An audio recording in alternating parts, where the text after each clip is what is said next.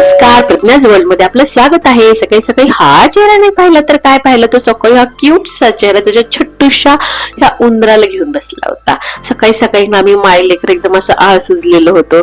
मग मस्तपैकी आम्ही असं जरा लोळलो गादीवरती आणि तेवढ्यात बाल्कनीमध्ये ऍज युजल आमची रोजच्या चिवताई आल्या. सकाळी सकाळी त्यांची ना असं चिवचिवट ऐकून असलं मस्त वाटतं ना. बघा, ही चिमणी आणि ही चिमणी डेली असते इकडे फिरायलेली.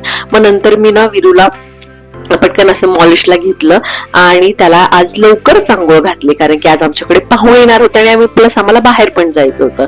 सो आजकाल विरून त्याच्या टब मध्ये आंघोळ करत नाही, त्याला असं खाली बसून आवडतं आंघोळ करायला.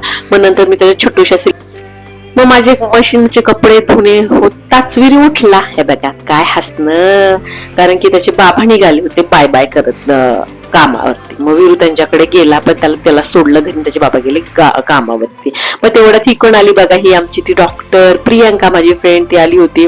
मग त्यांचं मस्तपैकी जेवण झालं, धीरज परत आले होते आणि मग जेवण होऊन ते गेले. मग त्यानंतर आम्ही गेलो फिरायला. मी विरूला थोडंसं फिरवून आणलं. त्यानंतर मस्तपैकी विरूसाठी नाही लुसलुशीत असे रव्याचे इडल्या केल्या. 2 इडल्या झाल्यानंतर मग मी छानपैकी मला अद्रक टाकून बनवला चहा. तेवढ्यात मला आला कॉल, माझं पार्सल आले म्हणून. मग मी एलेटेनचं हे काजळ मागवलं होतं.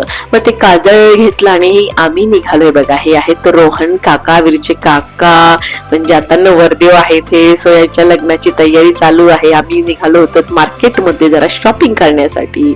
सो बाहेर पडताच ऍज युजल ट्रॅफिक, एवढी ट्रॅफिक होती ना बापरे. सो आम्ही पोहोचलो, खूप सारं सामान घेतलं. मग जरा आम्ही मस्त कुल्फी दिसली आम्हाला, मग आम्ही कुल्फी खाल्ली. त्यानंतर अख्खा दिवस आमचा गेला शॉपिंग मध्ये. त्यानंतर मग आणखीन मला थोडंसं सामान घ्यायचं होतं, आम्ही ते सामान घेतलं.